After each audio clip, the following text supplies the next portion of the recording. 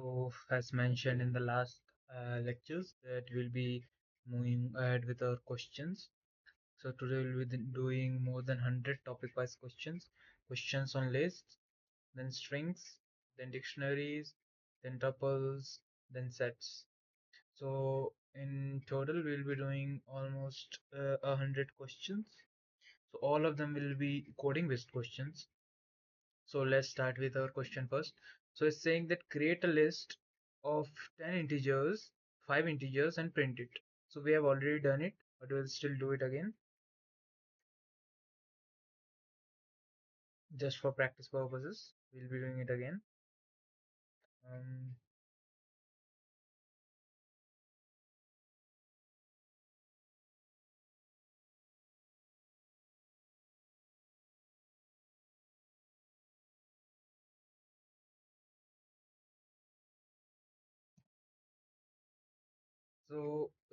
we'll do these type of questions which we have already done.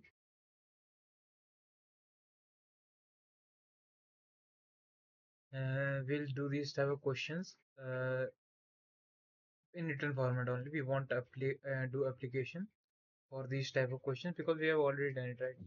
So we'll just try to do it here itself. So we'll take in variable L1 and we'll just assign 5 variables to it, 5 integers to it, and we'll just print L1. So this is the solution for this question. Now,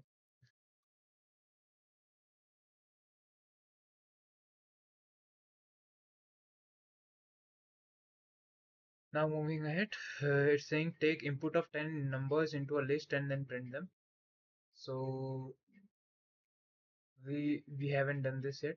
Input of number. So we'll just take L1 equals to input,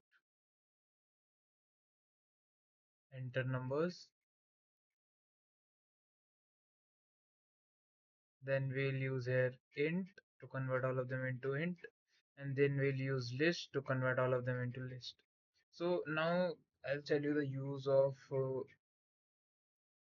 function called map, method called map. Now just take L1 equals to int input, enter the number of element you want in the list. Yeah, we can do it without a for loop too, but first we'll do it using for loop. Okay, then there will be a number L1, sorry, a list L1 for I in range 0 to n, then L1 dot append, input the number you want to enter. Now this is using, suppose we want 5 inputs, 1, 2, 3, it will be invalid input like this. So what we can do is, if you want uh, into a list, so this is the one to do it without in separate lines. Just 5 integers, five times you will have to press enter. But suppose you don't want to press enter 5 times and you want to take input as I just showed. So to do so, you will have to take a list, and then you'll have to do list int input, enter the numbers for I in range. Sorry, not for I in range. Yeah, this is the syntax for it.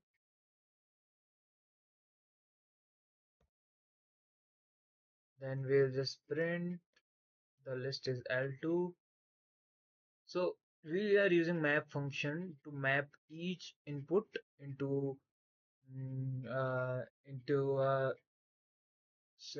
integer, because input function has default values of strings. So then we strip all the spaces and then we split it on the basis of uh, different spaces.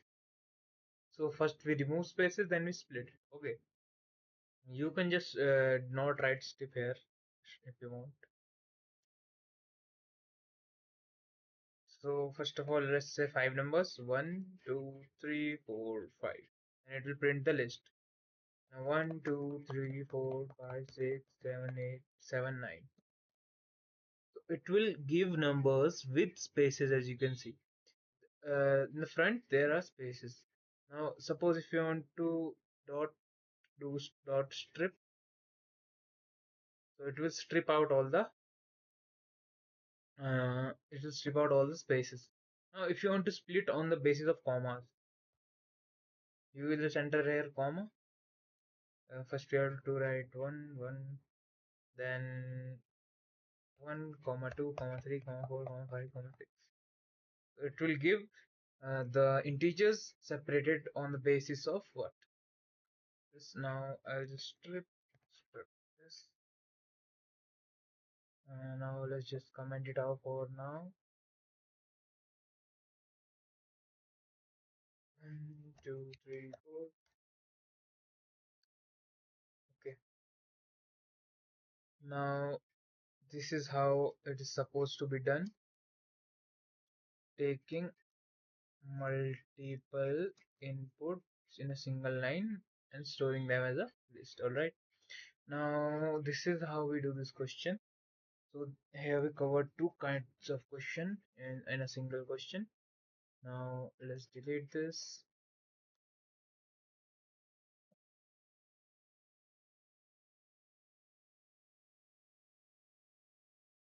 Now find the sum of all elements in a list.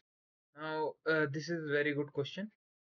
Now to find sum of all elements in a list, you can do one thing: take a variable sum and put it as 0. Then for I uh, I in list, then we'll do sum equals to sum plus I. Then we'll print sum. Alright. Now there is another easier method. Print sum L1. So 763. So this is an easier method to do it. Do it. Um,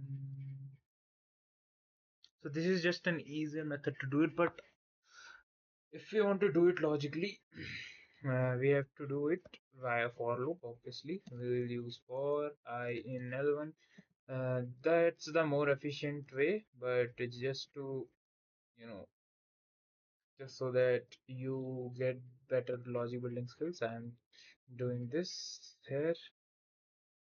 Print the sum of elements in the list is, and it will give the sum of elements 63. So both of them are giving the same input as you can output, as you can see. So that's how it is done. Now we'll move ahead with the next question.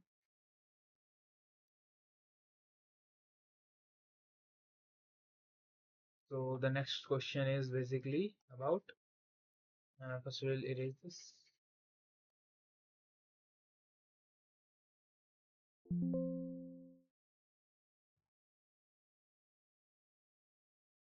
Now next question is find the sum of all elements in a list. We have done this. Find the average of the elements.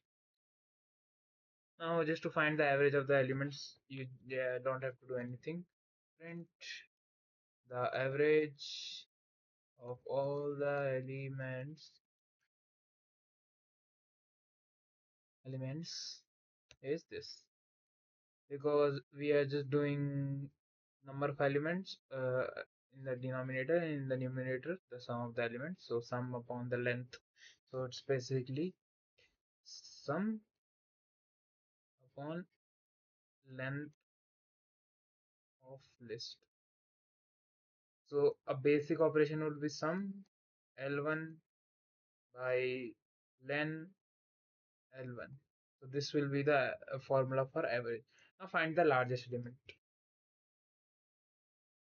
Now, again, there are two methods to do this. Again, we'll take a list. Now, to find the largest element in the list, there are again two methods. We'll just do this max L1 first method. This is just easy method, alright. And to find the minimum, you write min. These are functions, built-in functions. But for us, we'll have to use uh, logics, obviously, for I in L1. We are taking the maximum number as the first input, first index is the maximum number. Just assume. Then we'll just write if I is greater than m, then m equals to I. Then we'll just print the maximum element is this, and it should give the same answer, yes, 563. So what we did here is, I'll just explain you here. Uh, uh,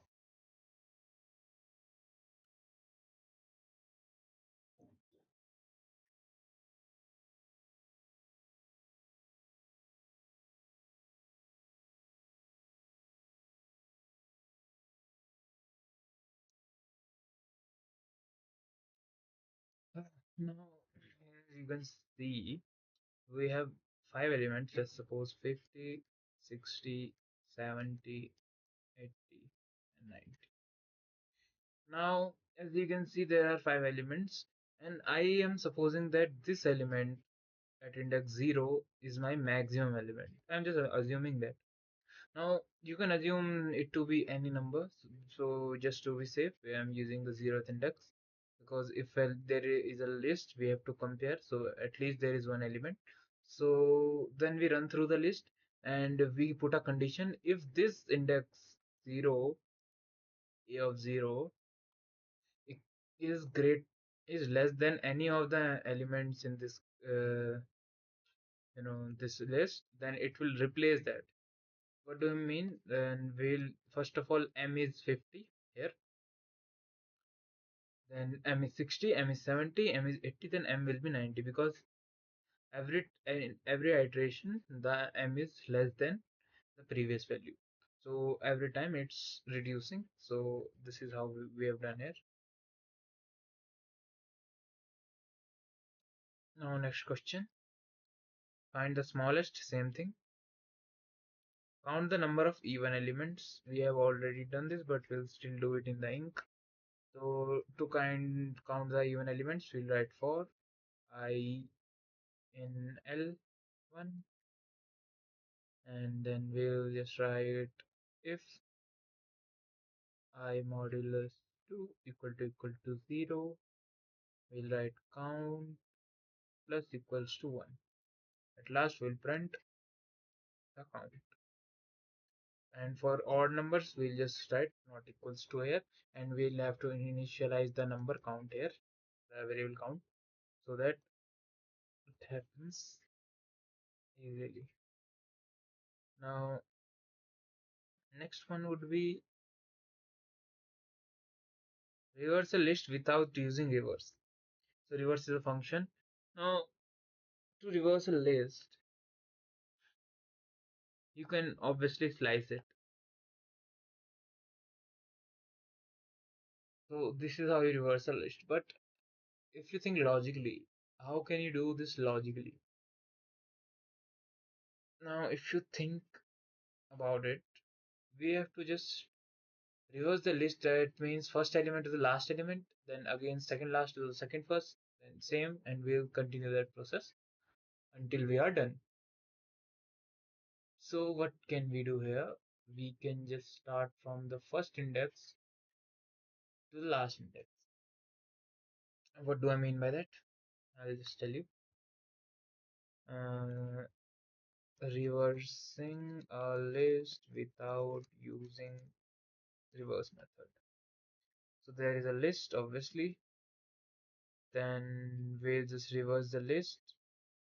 Uh, See, first, there are two methods. First of all, you can take an empty list and just reverse it and put all the values.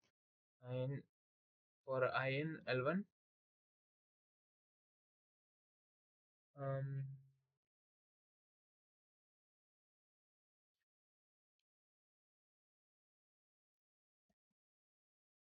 in range from len of L1 to -1. Okay, that means we are just going in the reverse order. So we'll just do L2 dot append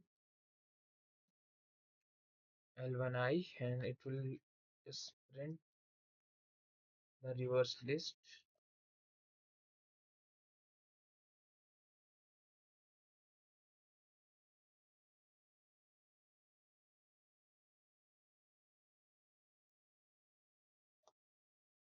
Yeah, it will just reverse the list.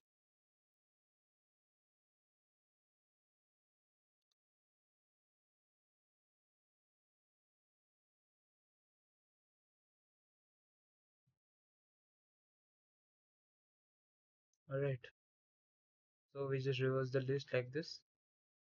And there is another method without using another list. That is, we just swap first and last element, then second last, second first, then middle element will be same. This is how you can do it. This is more memory efficient, and this one is more memory efficient. This one is more time efficient. All right. So now, yeah, I wanted to tell you another method that is called sort. So there is a method called sort. If you sort L1, it will sort it in the sorted. Sorry, my bad. Sorted. So it will sort the list in ascending order. If you want to descend it, do -1. Oh, sorry, reverse equals to 2. And then it will be in descending order. This is one thing I wanted to tell you, which I haven't told you earlier. Then we print list in reverse order. Done. This is also done. Search for an element in a list. So again, there are two methods we can just use in operator, that if it's present inside of it or not, we'll just write if the target element T in L1, it will give true or false. And if you want to count the occurrences, you will have to just take the target element T and put it inside of a loop. I'll just show you how. I'll just show it. For I in, we'll have another variable count and a variable target. For I in L1, if I equals to target, count plus equal to 1. So this will count the number of occurrences. So 50 is occurring 3 times, so it will print the occurrences. Now merging two lists. If you want to merge two lists, 1, 2, 3, 4, 5, 6, 7, 8, 9, 10. If you want to merge two lists, just take another list L3 and write L1 plus L2. I'll just print L3. We'll give the merge list. So this is how we do it.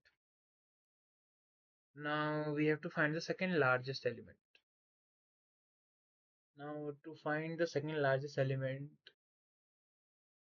what we can do here is we can sort the list and give the second index. Okay, let's take the list L3 now. Now we'll write L3 equals to sorted L3. So we'll print the second largest element in the list is L3. From last, we will print the -2th element, or if you want to print it from the first, you can do reverse equals to true, and then you will have to just write here 1. So the second largest element is 50. Now, if I write anything greater than 50, let's say 51, it should give out 51. Yeah, so answer is 51. That's how we write the second largest element, and for second smallest element, you just write -2 here, and it will give the second smallest element. Now, remove duplicate elements from a list. If you want to remove duplicate element from a list, now there are again two methods. First of all, you can use a set. As I have told, that set has a quality of removing duplicates, of removing redundancy. Okay, so this can be done using a set, or you can use if else. I'll just do that, do it via both the methods. So let's say we'll be doing with the set method. Uh, we'll take a list L3, empty list. We will say for I in L1, if I not in L3, we'll append it, and then we'll just print L3 here. We have removed the duplicates. Even simpler method I'll show you. So we'll take another list L3 and we'll just convert into a set L1, and after converting into a set, we'll just convert into a list again. We have removed all the duplicates, then we'll print L3. Okay, L3 is not anything as of yet. L3 equals to L1 plus L2. So here, all the duplicates have been removed. This is how you can just do all of these. You can avoid all this and just do it in two lines.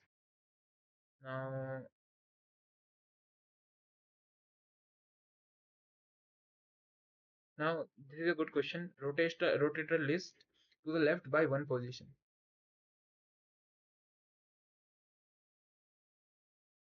Now, this is a really good question if you want to study data structures and build your logic.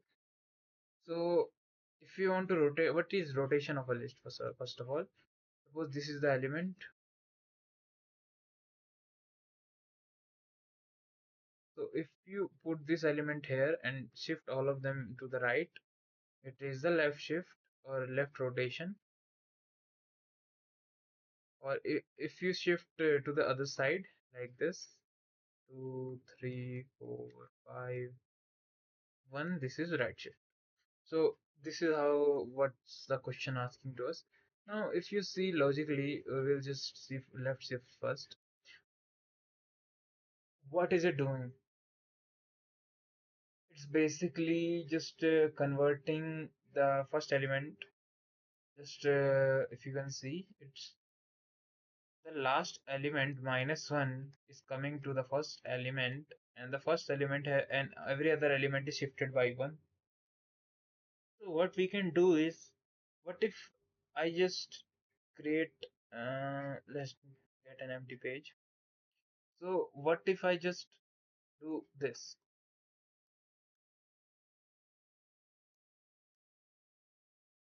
right? If I shift every element earlier and then just do it here and then slice it, wouldn't it be a rotated array? Yes, it would be a rotated array. Now let's just implement it.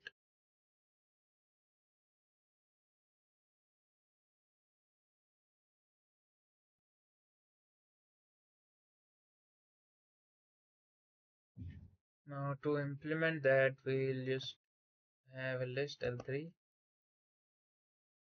So first we'll have to rotate left rotate a list to left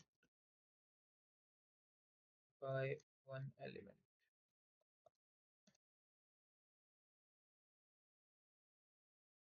Now to do that, we'll just for in range lengths. Now first of all, we have to shift each element by one to the right. Right. Then we will shift five to the left. So to do that, what we can do is uh,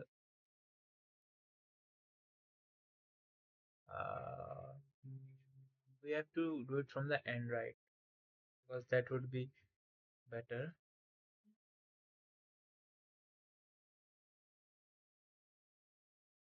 So minus one and minus one. So what we'll do, we just rotate it.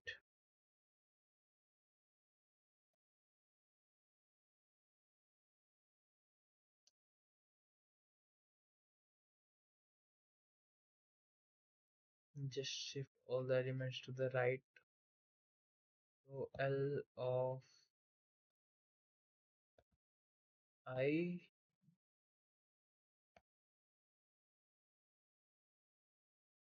plus 1 equals to L of I.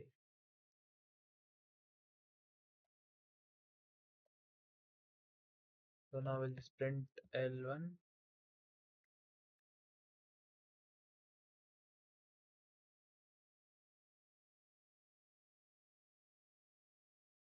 So it's going out of range. Yeah, because it's already defined, right?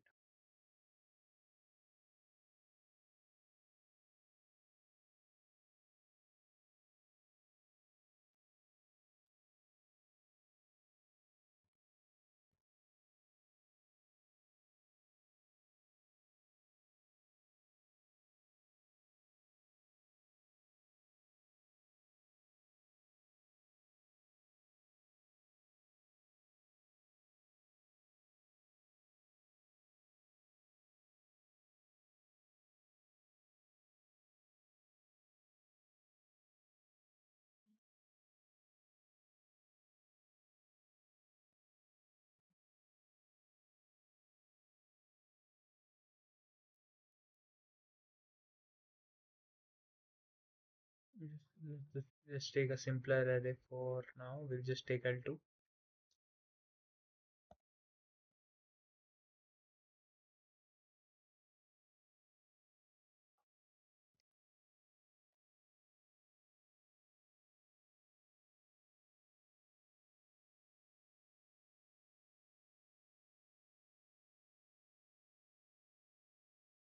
So this is the rotated array. What we just did is we inserted the last element into the 0th index, and then we popped out the minus 1th index.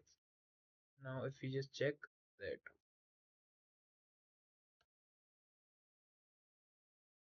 we just can avoid using loop.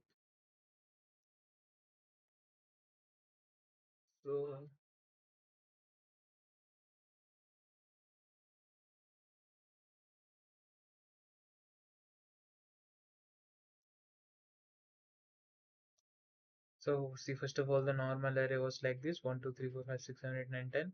Then it became 10 1 2 3 4 5 6 7 8 9 10. Then it became 10 1 2 3 4 5 6 7 8 9. So this is how you can just pop and insert, pop and insert, pop and insert. So this will happen, and this will just uh, create a left rotated array. Now to rotate it on the right side, we can just take this again, and what we can do is we can just say that we are inserting minus 1 0, and here will be about 0. So it should give out a rotated element to the right. So this is how you get the logic. So first of all, you insert in the last element, like you insert at that point, and then you extend the range of an array. So this is how it's done. And now last question was to sort the array without using the sort nested loop. So we will do a method called bubble sort.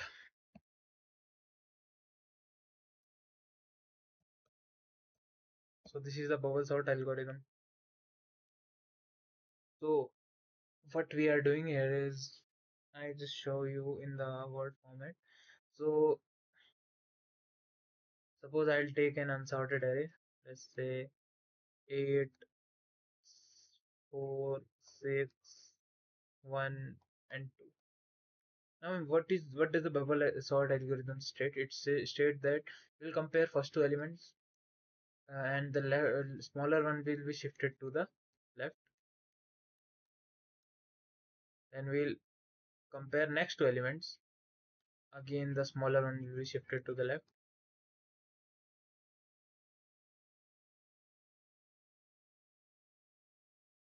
Then we'll again compare the next two elements, and again it will be swapped. Then again it will be swapped.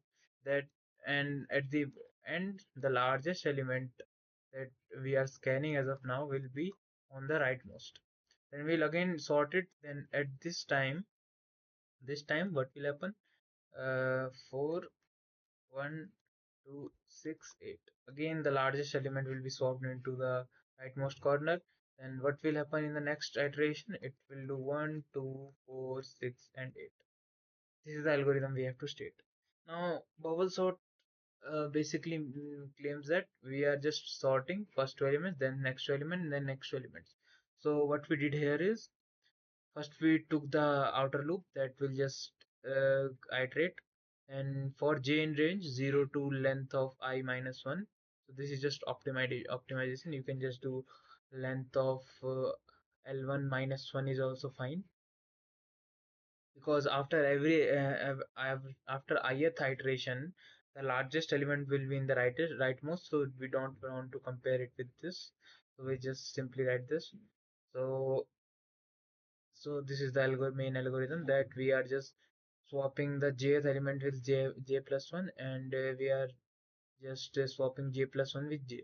So we are just swapping. This is a swap algorithm. So I'll just show you. So this is what we call bubble sort. Okay, I'm not printing anything as of yet.